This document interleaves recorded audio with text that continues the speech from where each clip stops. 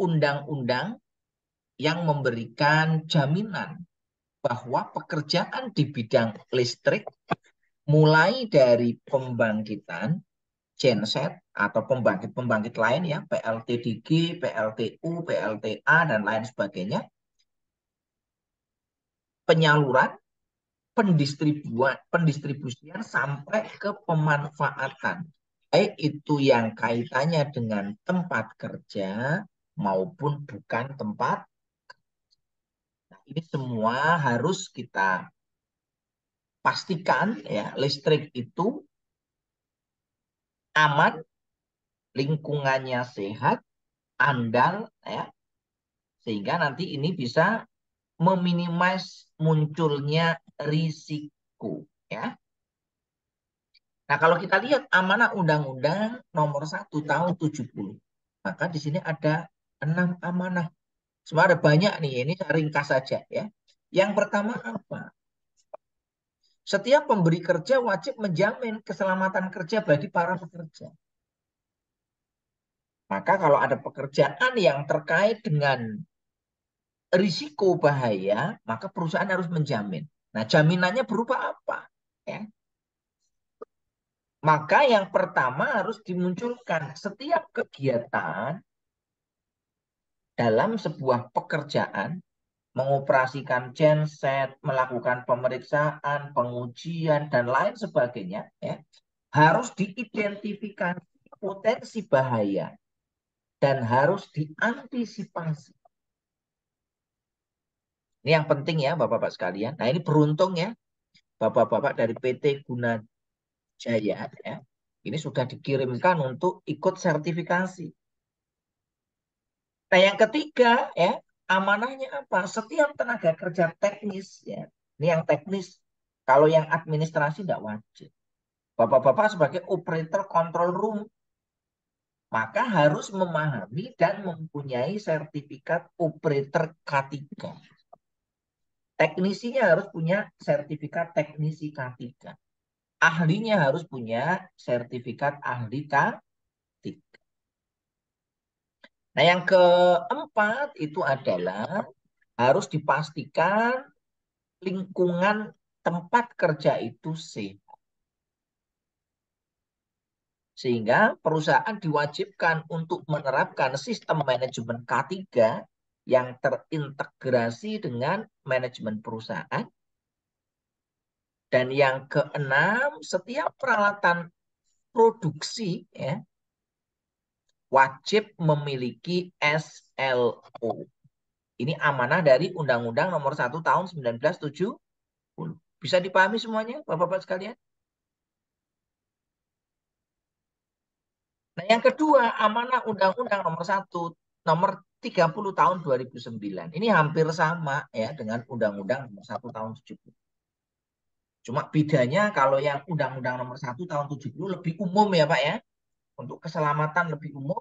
Kalau Undang-Undang Nomor 30 itu terkait dengan pekerjaan listrik aja.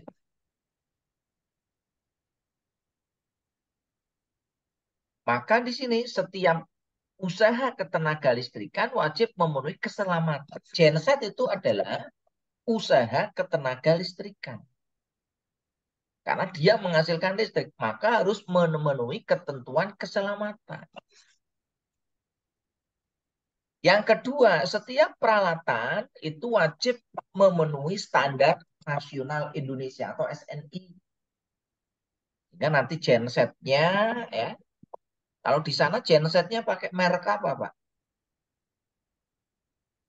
Caterpillar atau Mitsubishi atau Scania atau MAN atau Daewoo atau merek apa, Pak?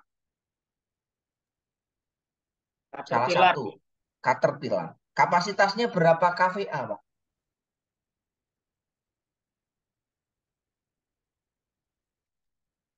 550, Pak. 550 ya. Nah, ini adalah contoh dari penggunaan genset. Maka di sini harus memiliki SLO. Apakah gensetnya sudah punya SLO, sertifikat layak operasi, Bapak? Semuanya sudah punya atau ada yang belum? Untuk SLO ini sepertinya masih progres, Pak. Belum semuanya, tapi masih progres sih, Pak. Masih progres ya. Nah, nanti selama masih progresnya disiapkan supaya nanti pada saat dilakukan pemeriksaan dan pengujian nanti lolos, Pak ya. Ya, Pak. Jadi SLO ini kan dari Menteri ESDM ya, Pak, yang mengeluarkan kompetensinya itu, Pak. Iya, betul Bapak. Dari Kementerian Ketenagakerjaan dan ESDM, dua-duanya ini Pak, SLO ya. Jadi Ya, nanti Pak. kalau dari undang-undang ini yang mengeluarkan ESDM. Kalau dari Artinya, Undang-Undang 3 ini yang mengeluarkan Kemenaker. Jadi nanti Kemenaker juga ada tim ahli untuk melakukan ya, ya evaluasi terkait dengan gensetnya apakah layak operasi atau tidak. Ya. Bisa dipahami Bapak?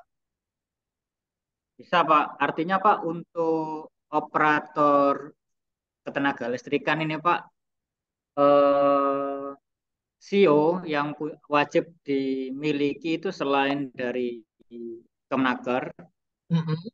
ada juga yang SLO dari ESDM itu ya, Pak ya. Iya, Artinya dua ya, Pak.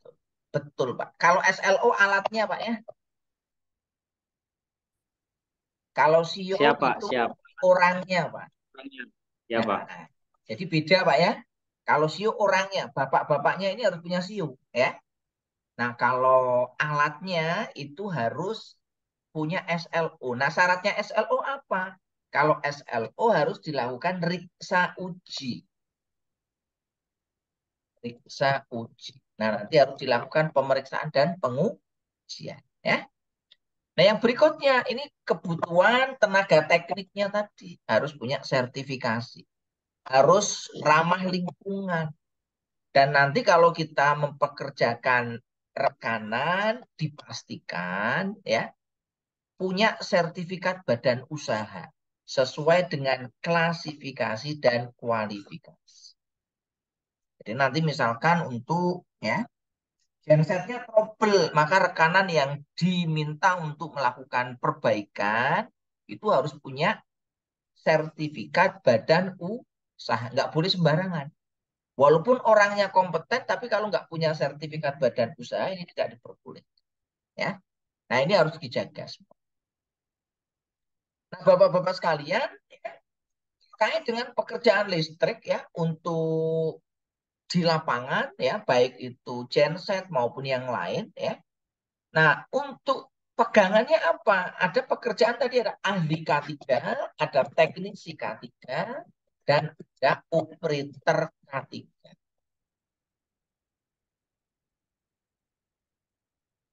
Kalau ahli K3 dapat sertifikat ahli K3 listrik, teknisi nanti dapat teknisi K3 listrik, kalau operator nanti dapat sertifikatnya tadi ya, operator K3 listrik untuk penggerak mula level 1.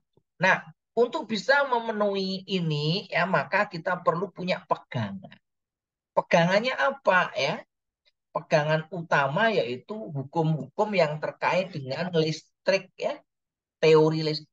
Yang kedua standar. Nah, ini penting ya Bapak-bapak sekalian, terutama nanti kalau operator yang di sini ya, peraturan dan rule of thumb. Kalau yang hukum itu untuk ahli dan teknisi ya. Ini nanti kita ngerti tentang hukum-hukum tentang kelistrikan. Nah, contoh hukum itu contohnya apa? Hukum umum. Hukum umum itu apa? V sama dengan I kalikan R. Maka kita harus paham. Oh, genset itu dia tegangannya berapa? Tegangannya 380 volt. Maka ini bisa beresiko terjadi apa? Bahaya namanya bahaya kesetrum. Manusia punya R, maka kalau manusia menyentuh tegangan 380 akan mengalir arus I sama dengan V per R. Berapa R manusia? R manusia sekitar 500 sampai 3000 ohm.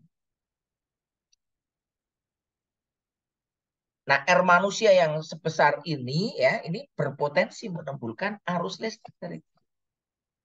Sehingga nanti ini membahayakan. ya. Yang kedua ada hukum Ampere, hukum Faraday, hukum Gauss, hukum ini ya, medan magnet ya, karena genset itu menggunakan prinsip hukum Faraday dan lain sebagainya ya. Nah, ini terkait pegangan yang perlu kita pegang. Nah, yang kedua adalah standar atau rujukan. Maka kita bisa berpegang pada standar. Kalau di Indonesia kita pegangannya ini Pak ya, SNI, UIL ya. Nah, ini pegangan kita. Peraturannya pakai UIL, standarnya pakai standar SN. Nah, kadang-kadang kalau produk Amerika standarnya bukan ini tapi pakai ANSI. Kalau produk Eropa standarnya IEC. Kalau standar terkait dengan kebakaran karena di situ ada bahan bakar, standarnya pakai NFPA. Contoh misalkan nanti untuk apa namanya? Tabung penyimpanan bahan bakarnya. Apakah tabungnya itu di atas tanah atau di bawah tanah? Nah, itu nanti standarnya pakai NFPA. Jaraknya berapa? Kalau di atas tanah, ketinggiannya berapa, jaraknya berapa? Ini nanti pakai standar NFPA. Ya. Yang berikutnya standar VDA, ini Jerman. Standar SAA Australia, ISO itu internasional, ASTM itu standar untuk mechanical-nya internasional, BSI itu standar negara Inggris, ya. DIN itu standarnya Belanda dan negara-negara di Jerman Raya, ya. EMA itu standar internasional, NEC standar internasional untuk safety-nya, GIS itu standar Jepang, IEEE itu standar internasional. Sampai di sini bisa dipahami, Pak? Jadi contoh-contoh standar yang bisa kita rujuk ya, selain standar SNI ya. Nah, contoh standar apa? Ya, contoh standar ini, Pak ya. Tadi persyaratan listrik itu kan tegangannya harus stabil. Bisa nggak listrik tegangannya stabil? Nggak bisa, Pak ya. Listrik tegangannya tidak mungkin stabil terus-menerus. Pasti akan terjadi kenaikan, pasti akan terjadi penurunan. Berapa kenaikan yang masih diperbolehkan ya? Kalau kita mengacu standar nasional Indonesia, utamanya PLN, boleh drop itu maksimum 10%. Boleh naik ya, maksimum 5%. Ini standarnya Indonesia. Masing-masing negara mungkin beda ya. Kenapa kok terjadi drop ya? Yang faktornya banyak, karena bebannya banyak, ya nanti akan drop pasti itu hukum alam. Yang kedua jaraknya jauh instalasinya ya mesti akan terjadi drop. Atau sambungan kendor, sambungan karatan itu juga akan menimbulkan drop tegangan. Maka dibatasi drop tegangannya.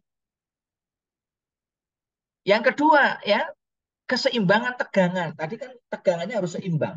VR, VS, VT. Berapa ketidakseimbangan yang masih diperbolehkan? Kurang dari 1%. Berapa keseimbangan beban? Jadi kalau bebannya itu satu pas, maka dia tidak akan seimbang ya. Maka di situ ada standar untuk ketidakseimbangan yang diperbolehkan berapa. Berapa tekanan pentanahan grounding di sana? Kalau di sana berapa ohm, Pak? Maksimumnya, Pak.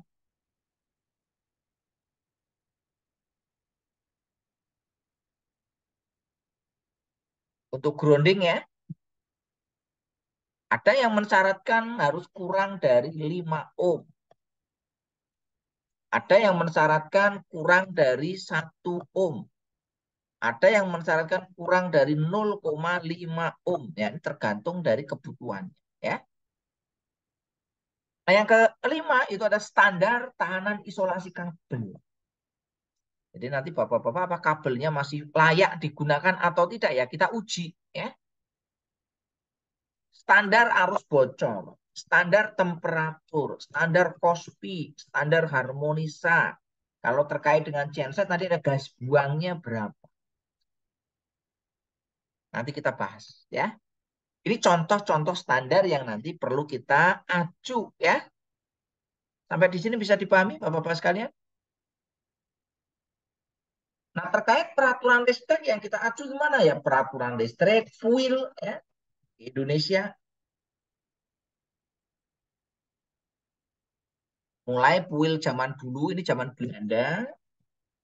Ini fuel yang sekarang, ya. Yang terbaru fuel 2020.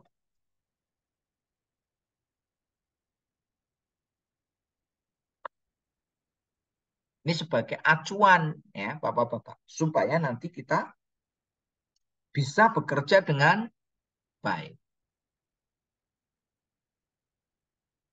Nah, yang keempat itu adalah rule of thumb.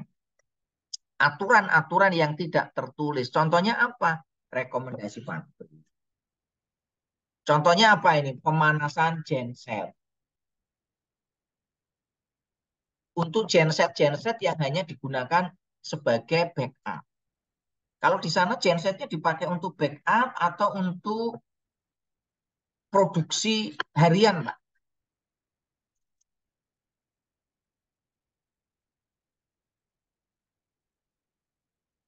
Di sana dipakai harian atau hanya untuk backup aja, Pak?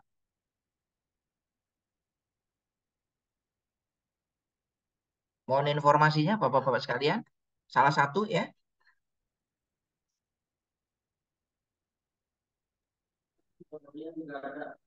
Dua-duanya ada Pak, backup ada.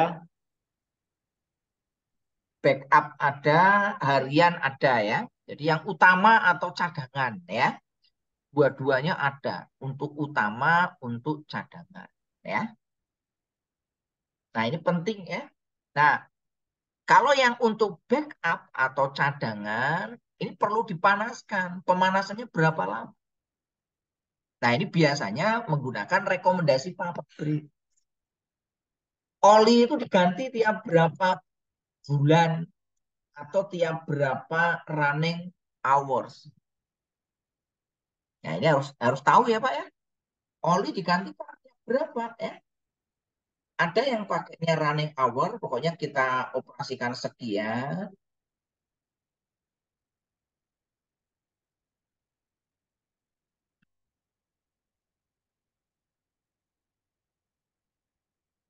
Bentar, Bapak ya.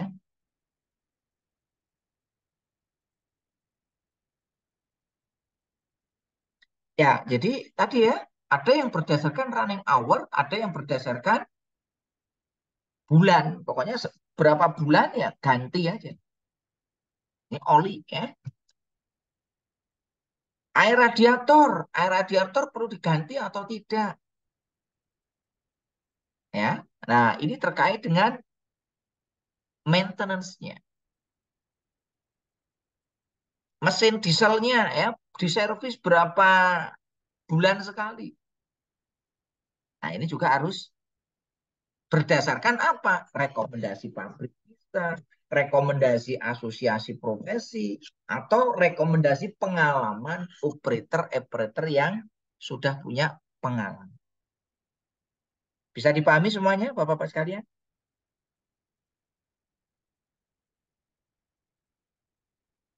Ini terkait dengan rule of thumb. Nah, kenapa kita perlu untuk ya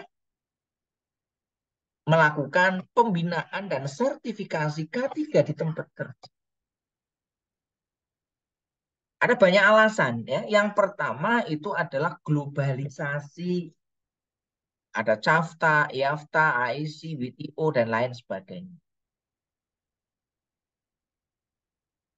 Tuntutan ya dunia agar para pekerja itu sehat dan selamat. Kalau ada kecelakaan kerja bagaimana? Ya nanti akan berpengaruh di pasar internasional. Kelapa sawit mungkin terjadi kecelakaan kerja ya nanti produknya nggak laku di pasar internasional.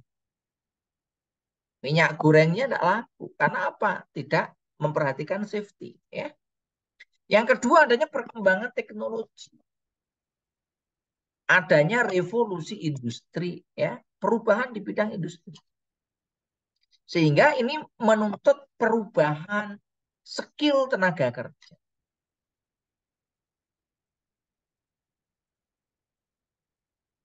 Yang berikutnya, pemerintah sekarang sudah mengembangkan yang namanya NQF, National Qualification Framework, ya, kerangka kualifikasi.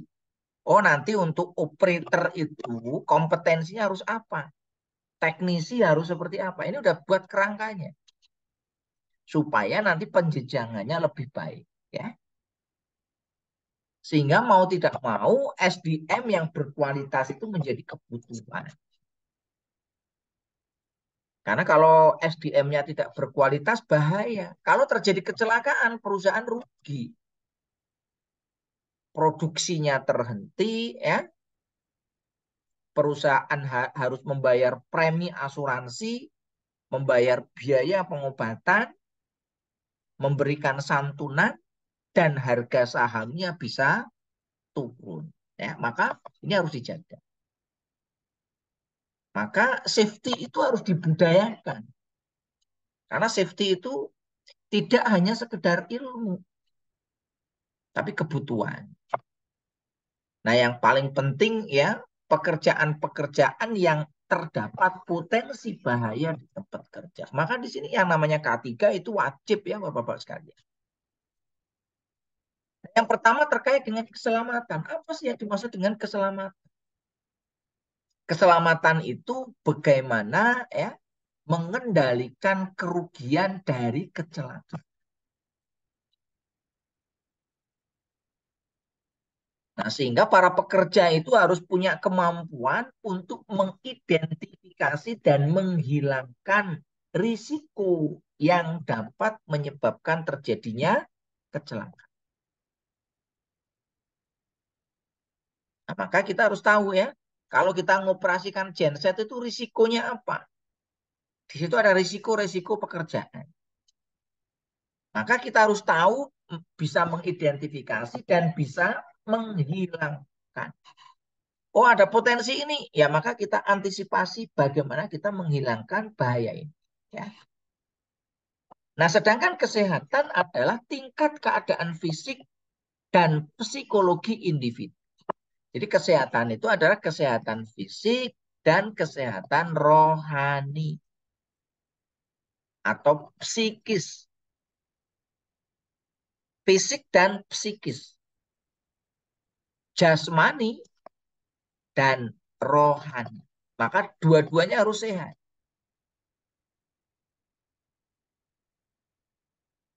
Nah, ini yang harus diperhatikan ya.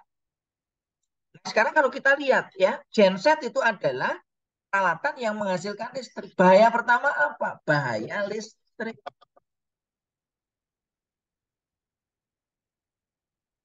Apa bahaya listrik ya? Yang pertama bahaya shock atau kesetrum. Ini saya kira semuanya sudah pernah kesetrum, Pak ya. Ada yang belum pernah kesetrum, Pak?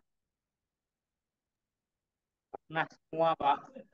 Sudah pernah semua ya, ya. Karena memang kerjaan kita berkaitan dengan listrik.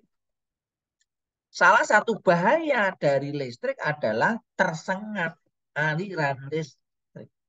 Baik secara disengaja maupun tidak.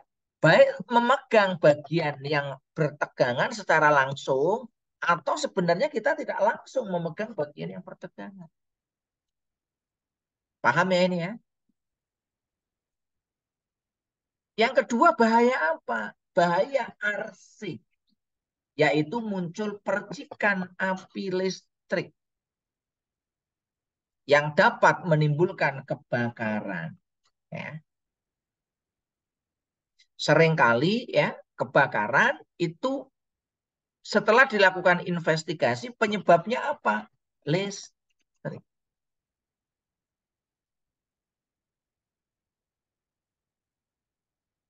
Nah ini ya, ini sering terjadi ya. Contoh-contoh gambar seperti ini ya. Yang ketiga adalah bahaya blast, ledakan.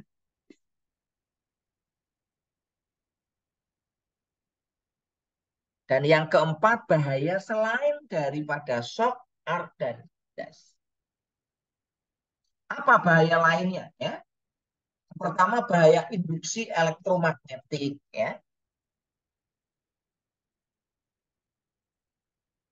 Kita pegang bodi peralatan listrik kesetrum. Ya. Itu namanya bahaya induksi. Kita pegang kabel tray yang terbuat dari logam kok kesetrum. Ya. Padahal harusnya kabel tray kan tidak nyetrum. Kita pegang tiang lampu listrik yang terbuat dari logam kesetrum. Harusnya nggak nyetrum. Kenapa? Ada kebocoran arus listrik. Melalui apa? Induksi. Ya. Maka caranya supaya tidak nyetrum gimana? Di-grounding dengan, apakah di sana semua bodi peralatan itu sudah di-grounding Bapak sekalian? Ya, Sudah Pak. sudah ya.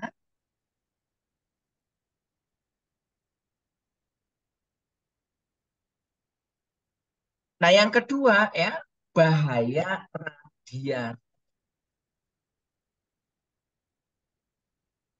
Peralatan listrik itu ada tegangan dan ada arus. Tegangan menghasilkan medan listrik, arus menghasilkan medan magnet. Nah, ini bisa berpengaruh terhadap manusia, termasuk genset ya. Tadi kapasitasnya 500 kVA kan? V-nya berapa? 380. Maka I-nya berapa? Ya, I-nya berarti sama dengan S per V kali akar 3. 500 kVA dibagi 380 dikalikan akar 3. Arusnya berapa? Ini ratusan ampere. Nah, arus yang besar ini bisa menghasilkan medan magnet. Bisa dipahami semuanya? Nah, yang berikutnya ada bahaya mekanik. Ada bahaya terpeleset, ada bahaya jatuh, ada bahaya tertusuk, ada bahaya tersayat pada saat mengupas kabel, ya. Ada bahaya tersentuh panas, dan lain sebagainya. Nah, ini potensi bahaya pada pekerjaan-pekerjaan di bidang genset.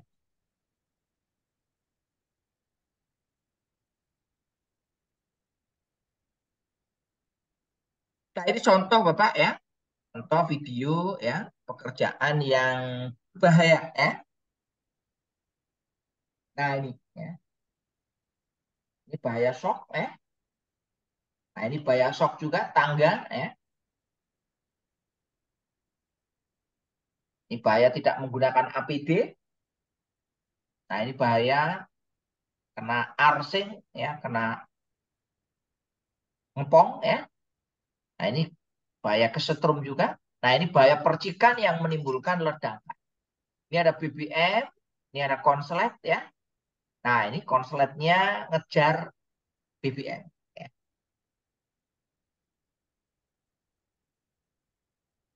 Nah, sekarang kita bahas bahaya yang pertama yaitu bahaya shock. Apa itu bahaya shock? Bahaya shock adalah mengalirnya arus listrik ke tubuh manusia. Jadi listrik yang mengalir ke tubuh manusia itu berbahaya. Menurut penelitiannya Dasnil, ya, pengaruh arus listrik pada tubuh manusia itu tergantung dari nilai arusnya. Semakin besar itu semakin berbahaya. Semakin kecil semakin tidak berbahaya. Kalau bapak-bapak ingin disetrum, minta aja arusnya tidak lebih dari 1 miliampere. Maka tidak ada pengaruh apa. Semakin besar ya pengaruhnya seperti ini ya. Nah, berikutnya penelitian yang dilakukan oleh Klaus Scott. Kalau tadi Dasnil hanya nilai arusnya saja, waktunya itu terus-menerus. Kalau menurut Klaus Scott itu ada 4 daerah berdasarkan apa? Nilai arus dan waktu. Yang pertama masuk dalam kategori yang warna hijau di sini. Tidak terasa. Kurang dari 1 miliampere waktunya unlimited sekalipun ya udah nggak terasa. Tapi kalau arusnya sudah mulai naik di sini, ini tergantung pada waktunya. Ini udah mulai terasa, tapi belum menyebabkan gangguan. Yang mulai berbahaya nomor 3. Yang paling mematikan itu nomor 4, warna merah. Maka berdasarkan penelitiannya Klaus Scott ini, ya, IEC standar Eropa itu merekomendasikan sistem tenaga listrik, instalasi listrik harus dilengkapi dengan LCB sebesar 30 miliampere, disetting harus putus dalam waktu 20 milisekund. Apakah di sana sudah dipasang ELCB, Bapak-Bapak sekalian?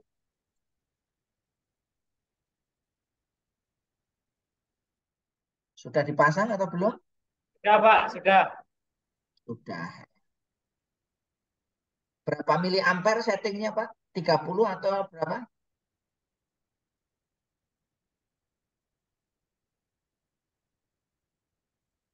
Berapa? Bapak? Hah? 30 atau 20? Mungkin masih belum tergambarkan, Pak. Belum tergambarkan ya. Oke.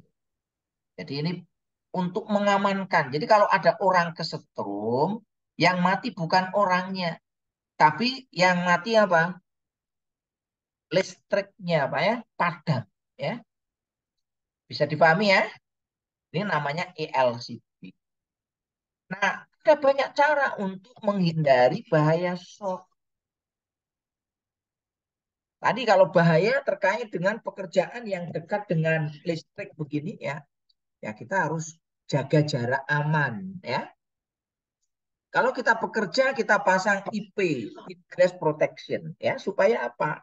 Jari kita tidak bisa masuk sehingga nggak akan kesetrum. Kalau ingin aman lagi diisolasi full, ya. Kalau di panel ya di interlock, ya. Kalau kita bekerja mematikan sumber, pastikan sumbernya di loto, ya, sehingga tidak ada orang lain yang nanti akan menghidupkan. Atau kalau kita pengen aman, kita gunakan tegangan yang ekstra rendah. Tegangan aman berapa? Kalau AC kurang dari 50 volt, kalau DC kurang dari 120 volt. Itu tegangan yang aman. Kalau tidak bisa menggunakan tegangan kurang dari 50 volt, ya kita pakai ELCB.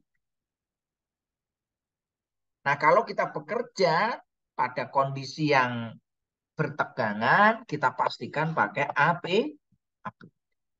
Dan jangan lupa untuk menghindari induksi elektromagnetik, kita perlu grounding dengan baik ya. Kita grounding dengan grounding kurang dari 5 ohm. Bisa dipahami semuanya Bapak sekalian? Ya, Pak. Nah, yang berikutnya apa? Bahaya arsing. Nah, bahaya arsing seperti ini. Ini sering terjadi. Arsing itu adalah pelepasan energi panas yang disertai dengan cahaya. Dan biasanya kadang-kadang disertai dengan suara. Kalau Bapak dengar suara kok ada kayak dengung tawon ya, berarti di situ ada arsing. Kok ada suara seperti ular derik ya, itu berarti ada arsing. Ada percikan api. Nah, percikan api ada yang kejadiannya hanya sebentar. Contoh pada saat kita mengoperasikan on off itu muncul percikan api tapi hilang ya. Tapi ada percikan api yang munculnya secara berkala dan ada percikan api yang terjadi terus menerus. Nah, percikan api ini bisa merusak isolasi yang berikutnya bisa menimbulkan kebakaran. Bisa dipahami Bapak sekalian? Nah, ini contoh ya. Ini percikan api yang terjadi di jaringan distribusi udara. Ini parsing yang terjadi di panel. Ini parsing yang terjadi di gardu, ya, gardu induk pada saat kita mengoperasikan disconnecting switch. Kita pisahkan tegangannya itu muncul arcing. Ini arcing yang terjadi di distribusi, ya. Nah, ini kalau kena pohon gimana? Ya pohonnya terbakar. Jika kadang-kadang kalau di hutan itu terjadi kebakaran hutan, penyebabnya apa? Listrik.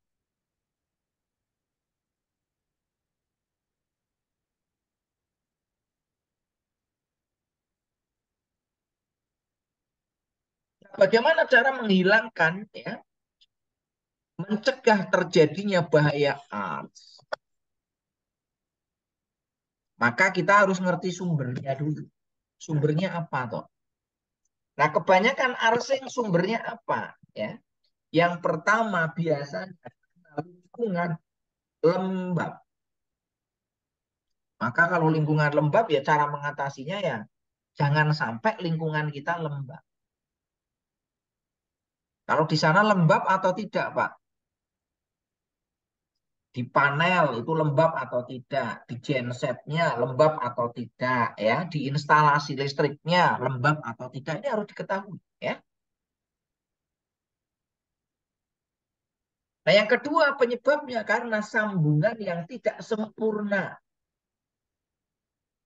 Sambungannya kendor, sambungannya keraten, sambungannya kotor, sehingga sering terjadi lost connection.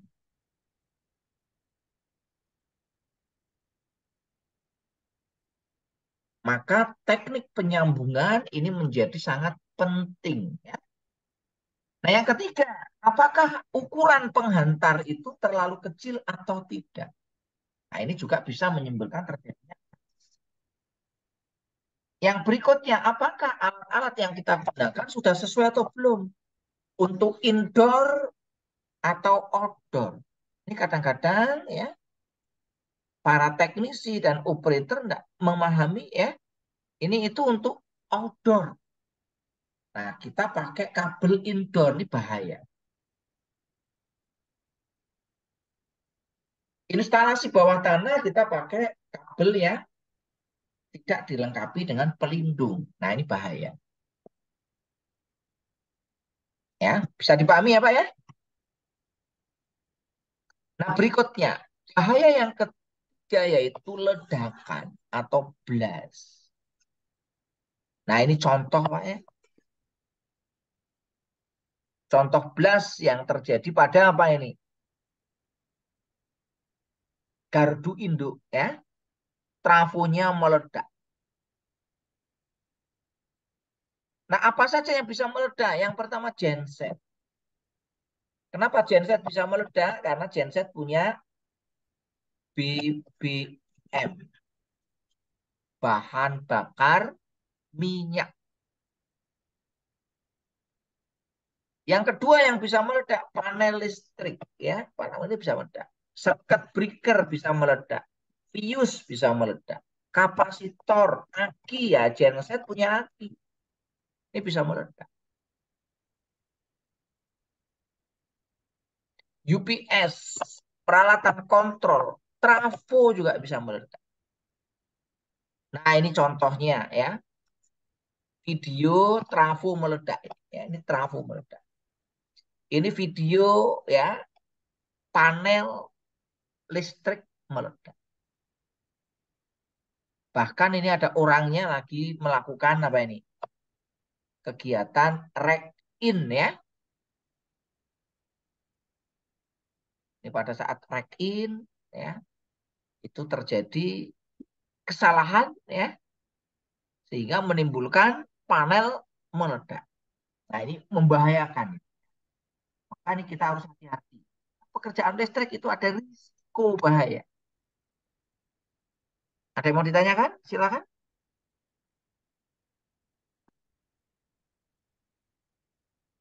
Nah, ini contoh ya.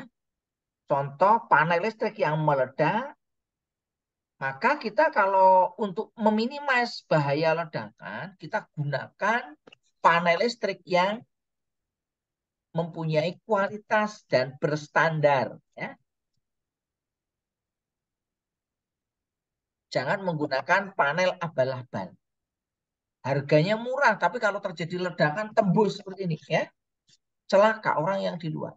Tapi kalau pakai panel yang sudah terstandar, insya Allah ledakannya tetap terjadi ya, tetapi orang yang berada di luar itu bisa dijamin keamanan. Bisa dipahami sampai di sini, Bapak-bapak sekalian? Ada yang mau ditanyakan?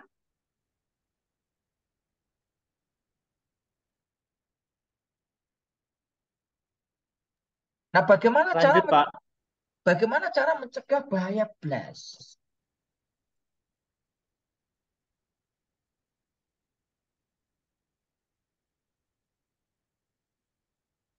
Nah, untuk mencegah bahaya blast ya kita hilangkan penyebab-penyebab. Yang pertama kita lakukan pemeliharaan dengan baik. Genset supaya nggak meledak gimana ya harus dipelihara dengan baik. Apa yang harus dipelihara ya? Yang utama mesin dieselnya, mesin generatornya, AVR-nya, pelumasnya, pendinginnya, ya, dan lain sebagainya. Maka harus kita kontrol, maintain dengan.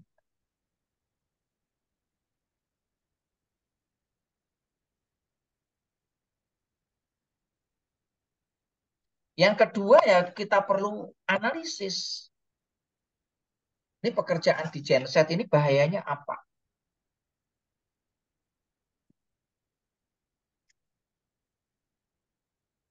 Ada bahaya apa di situ ya? Setelah kita analisis, kita hindari ya. Hindari short circuit, jangan sampai terjadi short ya. Maka kita harus upayakan instalasi listrik di genset harus baik, kabelnya harus baik ya. Pastikan instalasi listrik itu baik ya, sehingga tidak terjadi kendor, lost connection, ngefong ya, yang dapat menimbulkan bahaya. Pastikan peralatan proteksi mampu untuk bekerja dengan baik kalau ada gangguan. Dan kalau ada gangguan, peralatan proteksi itu mampu bekerja, bukannya terbang.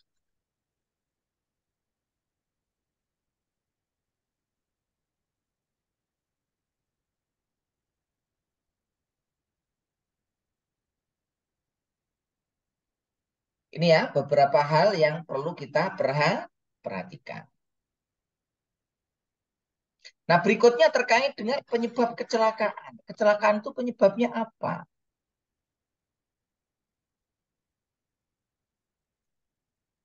Kecelakaan kerja yang terjadi pada pekerjaan genset bisa diakibatkan oleh apa? Yang pertama apa? Desain yang kurang baik. Desain tata letak gensetnya ya. Jadi gensetnya outdoor atau indoor. Desain tangki bahan bakarnya. Tangki bahan bakarnya itu satu ruangan dengan genset atau berada di luar. Itu akan mempengaruhi ya. Pemilihan material, materialnya apa? Pondasinya apakah dicor, apakah pakai kayu atau pakai lantai biasa? Ini nanti mempengaruhi ya. Masangnya bagaimana? Apakah masangnya itu center atau tidak ya, align atau tidak? Karena genset itu kan rotating machine. Komponennya banyak di situ. apakah di situ pendinginannya baik atau tidak. Kalau pendinginannya tidak kan panas. Kalau panas nanti kabel-kabel itu bisa cepat rusak. Apakah dilakukan pemeriksaan dan pengujian?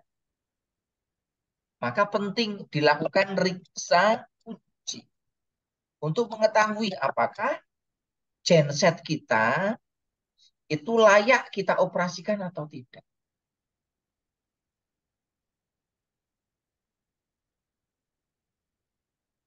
Apakah pengoperasian kita itu baik atau tidak. Kalau pembebanan itu apakah langsung kita full load atau pelan-pelan, ya. Demikian juga kalau nanti bebannya kita matikan, apakah langsung dimatikan atau kita pelan-pelan. Itu nanti akan mempengaruhi ya performansi dari peralatan dan keselamatan. Yang berikutnya, apakah pemeliharaan dilakukan dengan baik atau tidak?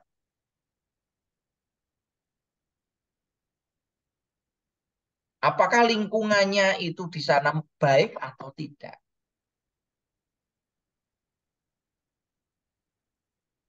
Ini mempengaruhi ya. Termasuk nanti ya apakah operator melakukan kesalahan unsafe action atau tidak ya. Nah, yang terakhir itu bencana. Kalau ada bencana ya wajar ya. Ada yang mau ditanyakan? Silakan.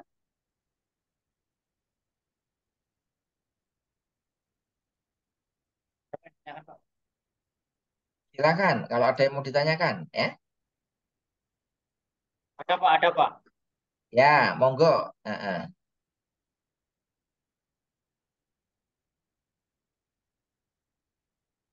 Ya, Pak, saya dulu dari BTLB. Izin bertanya, Pak. Ya, silakan Bapak. Eh, Tadi dibahas bahwa kualitas listrik yang baik itu salah satu poinnya adalah fase yang seimbang. Nah, apabila voltage seimbang, tapi beban tidak seimbang, Pak, antara R, S, sama T, apa dampaknya? Ya, tadi kalau bebannya tidak seimbang ya. Kalau bebannya tidak seimbang ya, pengaruhnya seperti apa ya? Tadi sudah saya jelaskan batas toleransinya berapa ya. Menurut rekomendasi dari IEC dan ANSI, batas ketidakseimbangan beban RST-nya, IR, kalau ketidakseimbangan kan arus Pak ya. Jadi batasnya berapa batasnya ini? Ya, betul. Batasnya itu 10% Pak ya. Sebentar, saya ini. Jadi ketidakseimbangan beban itu batasnya itu maksimum 10%. Kalau lebih dari 10% apa ya akibatnya? Akibatnya maka akan muncul yang namanya arus urutan. I positif, I negatif, dan I nol. Muncul arus urutan positif, muncul arus urutan negatif, dan muncul arus urutan nol. Nah, arus urutan ini pengaruhnya apa? Pengaruhnya nanti dia akan memberikan panas yang berlebih pada belitan generator. Jadi gensetnya, belitannya nanti akan lebih panas. Genset kan dikasih beban kan panas. Ditambah bebannya tidak seimbang, nanti akan muncul lebih panas. Nah, bergantung pada nanti tempat Bapak itu generatornya pakai kelas isolasinya apa. Ada 4 kelas isolasi. Ada kelas A, kelas B, kelas F, dan kelas H. Yang paling bagus kelas H, tapi harganya mahal. Yang paling jelek kelas A, ya. Yang paling banyak digunakan kelas B dan kelas F. Nah, di sini pengaruhnya kalau nanti Bapak bebannya tidak seimbang, akan muncul arus urutan negatif. Nah, arus urutan negatif ini dapat memanaskan ujung belitan yang nanti bisa menyebabkan terjadinya genset itu terbang. Selain genset itu juga trafonya ya. selain genset dan trafo itu juga ya pada arus netral. Jadi I netralnya nanti dialiri arus listrik. Sehingga nanti kalau arus netralnya besar, kawatnya tidak cukup, maka kawatnya bisa terbakar. Sampai di sini bisa dipahami, Bapak sekalian? Pak, cukup jelas, Pak. Terima kasih. Ya, maka harus dilakukan kontrol ya. Kalau bebannya lebih dari 10%, ya maka kita harus rekonfigurasi beban. Nah, nanti seperti ini nih caranya ya. Bapak-bapak nanti caranya seperti ini. Kita harus gunakan ya. Nah, ini. Mestinya nanti Bapak atur nih ya.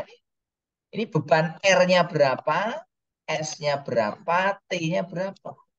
Ini harus seimbang.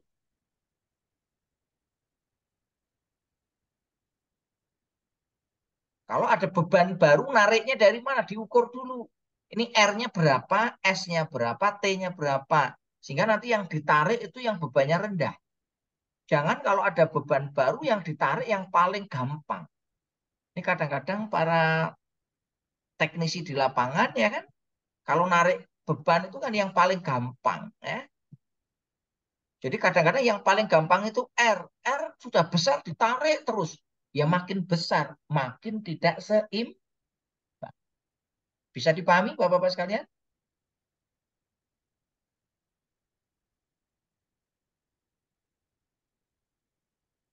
Ya, itu terkait dengan masalah ketidakseimbangan tegangan. Ya, ketidakseimbangan beban. Ya. Kalau tegangan itu ketidakseimbangannya kurang dari 1%. Ya.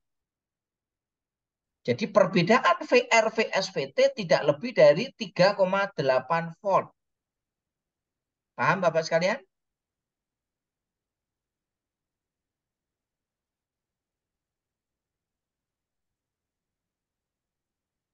Nah ini sumber bahaya di listrik itu apa? Ya. Yang pertama beban lebih. Maka ini juga tidak boleh. Ya. Genset itu punya kemampuan 550 kVA.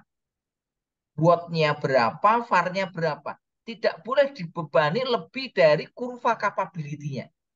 Jadi nanti genset itu punya namanya kurva capability. Ini wattnya berapa, ini VAR-nya berapa. Kalau dia Kospi-nya sekian, berarti nanti dia dibebani itu watt-nya sekian, VAR-nya sekian.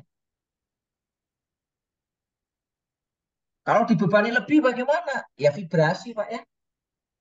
Getar. Mesinnya getar. Lama-lama gimana? Ya mesin bergetar. Akan terjadi hunting. Maka yang paling penting itu pembebanan. Yang kedua, sambungan tidak sempurna. Ini juga bisa menimbulkan terjadinya bahaya. Penggunaan peralatan yang tidak standar. Ini seringkali misalkan ada fuse putus. Kadang diganti pakai apa, Pak? Pakai kawat, Pak ya. Itu tidak diperbolehkan. Pembatas arus tidak sesuai. Kadang-kadang dia 10 ampere. Pembatas arusnya pakai 20 ampere. Nah, ini bahaya. Ini sering terjadi. Pemilihan dan setting pengaman tidak sesuai, terjadi kebocoran isolasi, beban tidak seimbang, kualitas listrik yang kurang baik karena terjadi harmonisa, grounding yang tidak sesuai dengan standar. Nah, ini bahaya. Grounding yang tidak sesuai dengan standar ini bisa membahayakan. Yang berikutnya listrik statik dan sambaran. Sampai di sini bisa dipahami? Nah, ini contoh bahaya kalau kita bekerja dalam kondisi yang bertegangan.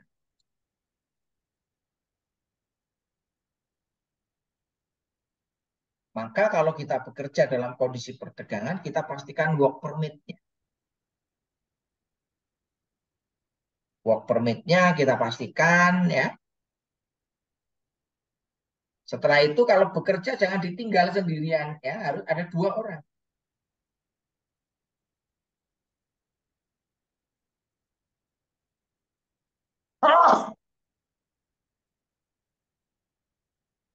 Nah, ini kalau kerja sendirian itu bahaya, ya. Jangan gunakan peralatan yang panjang.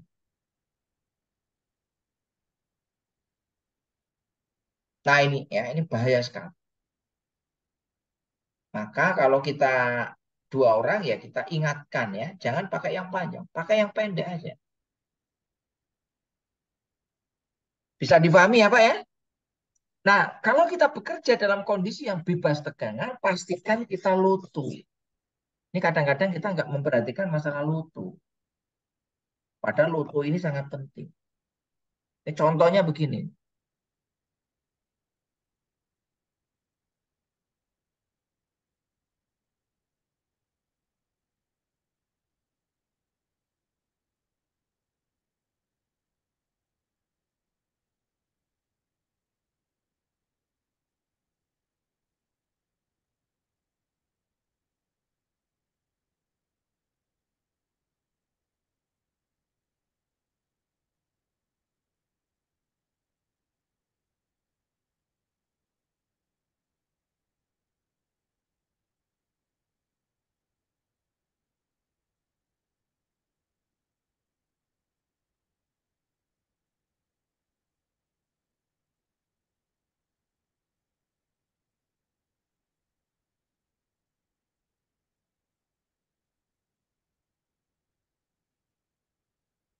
Udah mulai semua ya, Pak?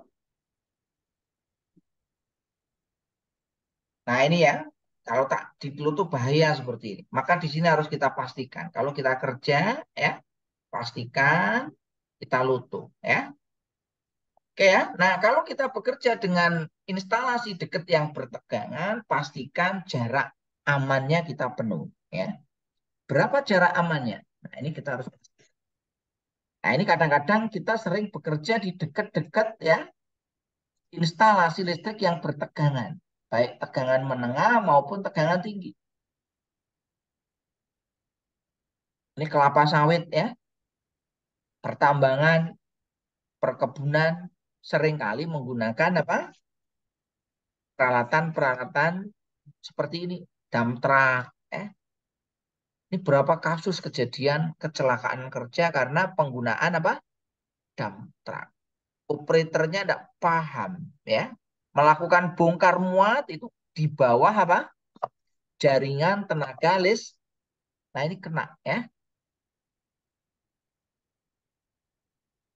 Yang kedua, operasi crane. Ini sering sekali. Karena di jaringan tenaga listrik ya, ini ada medan magnet. Ada medan.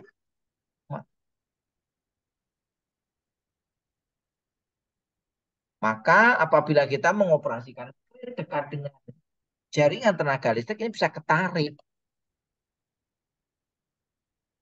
Kalau ketarik, ini bisa terjadi apa? Kecelakaan.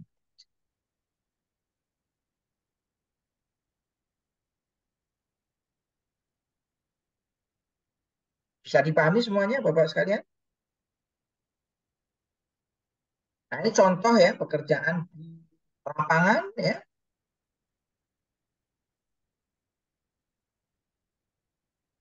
Saya share lagi sebentar ya. Biar ada suaranya. If you contact a power line with your vehicle, call for help, stay where you are, and keep others at least 10 meters away from the vehicle.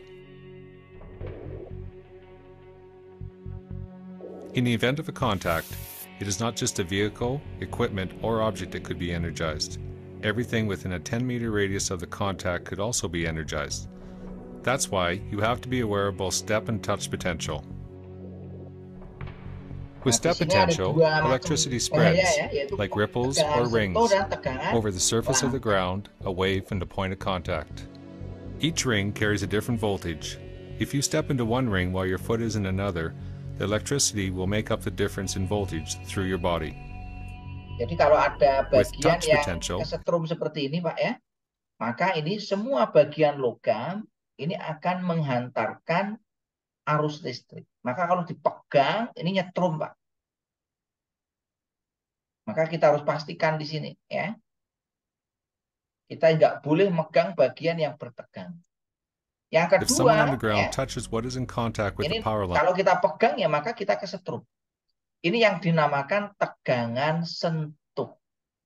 Kita menyentuh bagian-bagian yang secara normal tidak bertegangan, tetapi karena ada kontak dengan sumber listrik, sehingga bagian itu menjadi bertegangan. Bisa dipahami, Bapak sekalian? Nah, yang kedua, electricity ya, will travel yang through kedua that adalah person's bahaya body to get to tegangan the ground. langka. If you hit a power line, you can try to break the vehicle free of the contact, but only if it doesn't cause more risk to yourself or others, or more serious damage to the power line. If you can safely break from the contact, move the vehicle or equipment at least 10 meters away to safety.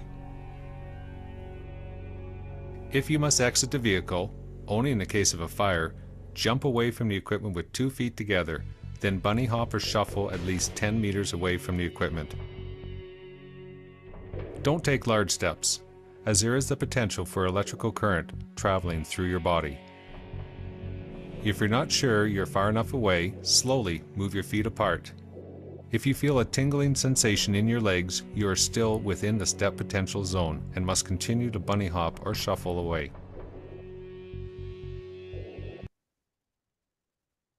Bisa dipahami ini untuk tegangan langkah dan tegangan sentuh. Ada yang mau ditanyakan? Silakan. Sudah jelas semuanya?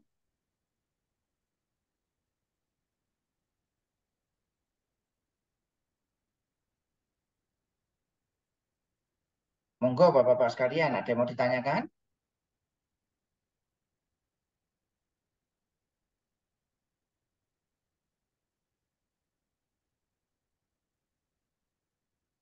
Tanya Pak, Ya, silakan. Pak, tentang ini standar pentanahan atau grounding. Ya. Di tempat saya itu awal instalasi nilai angka groundingnya itu di bawah 2 ohm Pak. Kemudian saya lakukan pengukuran di 2 tahun kemudian dia naik jadi 5 ohm. Kemudian di tahun ketiga naik lagi jadi 11 ohm Pak. Nah, faktor apa ya yang menyebabkan kenaikan ohm tersebut Pak?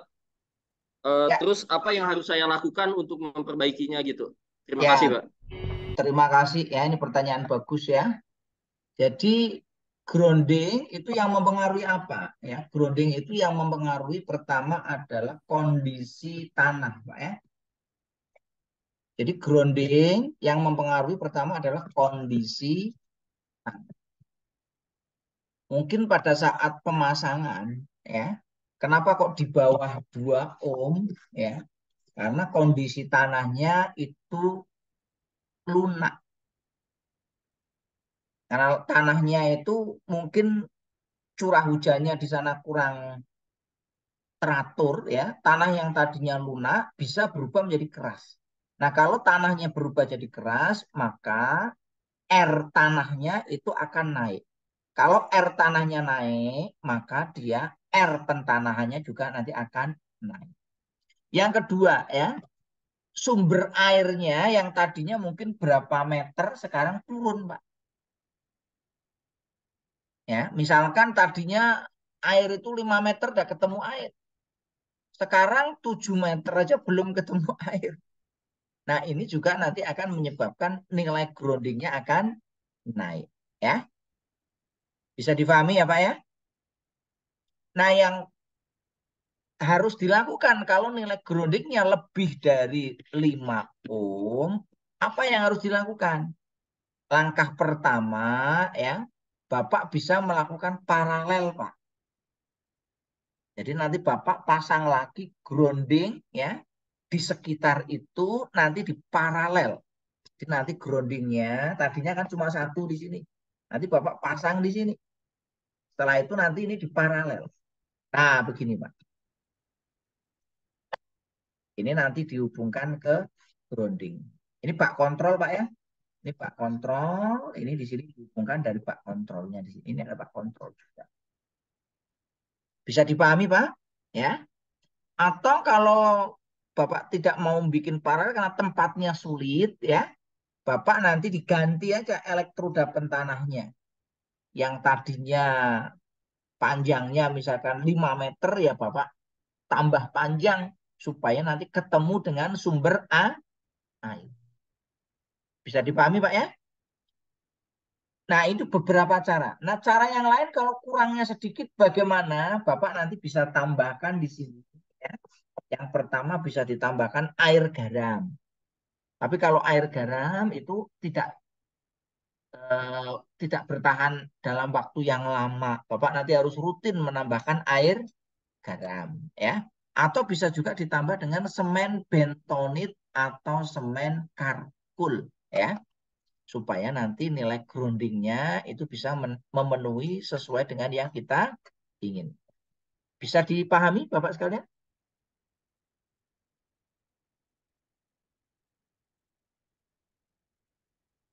Apakah sudah jelas jawaban saya?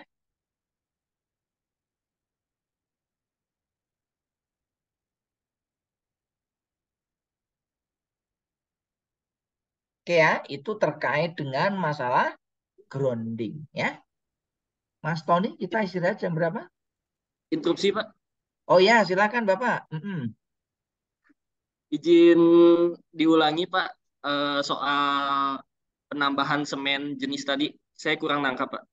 Ya. Dan cara menambahkannya bagaimana, Pak? Ya, ada dua macam semen, ya, yaitu semen bentonit. Semennya ini Pak ya, ini merek ya. Dan ada semen karkul.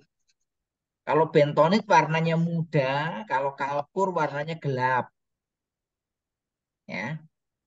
Nah, cara menambahkannya itu nanti ya Bapak harus ini ya, di tempat sekitar dari penanaman elektroda tadi, tanahnya diangkat dulu Pak, ya. Tanahnya diangkat, ya. Nah, setelah itu nanti di sekitarnya, ya, sekitarnya itu berapa ini ya tadi ya? 5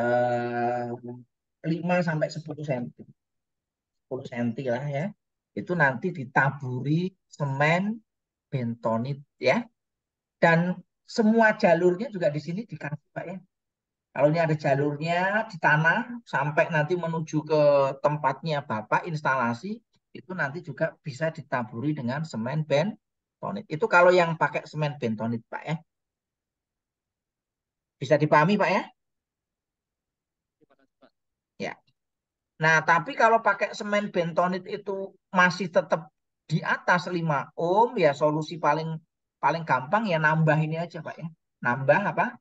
Satu elektroda ya, supaya nanti itu bisa berkurang cukup jauh. Kan nanti kalau ditambah kan jadi setengahnya Pak ya. Misalkan tadinya 6 ohm, Bapak pasang satu, ini jadi 3 ohm Pak. Kalau sama loh Pak ya. Kalau nambahkannya sama nanti jadi 3 ya. Nah, nanti begitu ditambahkan ini sambil nanti dipasang tadi semen bentonit ya. Atau nanti di sini supaya dibuat tanahnya itu lunak. Supaya tanahnya lunak gimana ya? Disiram air, kasih air garam ya. Supaya tanah di situ itu lunak. Rutin disiram itu nanti lama-kelamaan nanti akan jadi tanah lunak. Kalau menjadi tanah lunak dia agak gembur, nanti dia tahanan pentanahannya nanti akan turun ya. Nah, itu pentingnya Bapak Ibu sekalian untuk penanaman elektroda pentanah itu harus dijaga.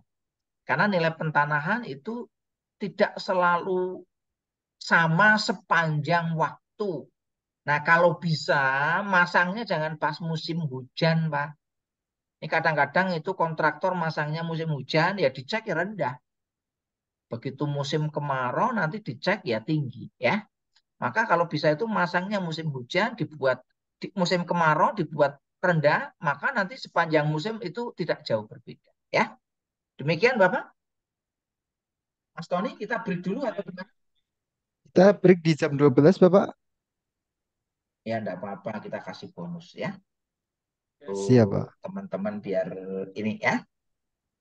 Oke, ada Baik, Pak. pertanyaan? Kalau ada pertanyaan mau dilanjut, kalau enggak mungkin kita break dulu ya. Berarti kita masuk lagi di jam 1 ya. tutup jam 13, Pak. Iya. Baik, Bapak. Oke. Oke, Bapak-bapak, kita break dulu ya. Nanti kita masuk jam.